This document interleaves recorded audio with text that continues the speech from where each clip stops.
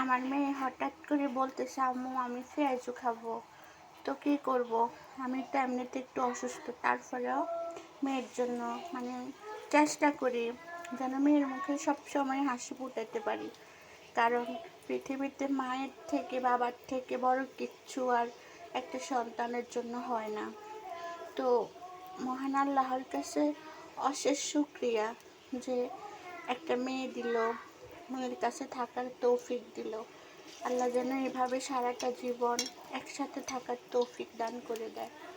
আল্লাহ যেন আমার মেয়েটাকে 100 বছরের নেক হায়াত দান করে দেয়।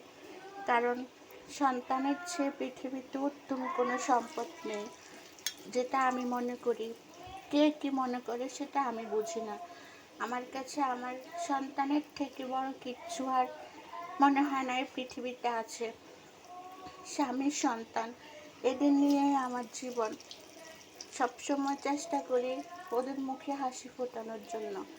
যখন যাই বলে, শত অসুস্থ থাকার পরেও তাদের জন্য আমি সব কিছু করার চেষ্টা করি। আর আলহামদুলিল্লাহ, আমি যেরকম ওদের জন্য সব চেষ্টা করি, ওরাও সবসময় আমার পাশে থাকে, সবসময় আমার কেয়ার করে। সবসময় মানে এত ছোট মেয়ে, তারপরেও যতটুকু কথাবার্তা শোনে অতটুকুই যথেষ্ট।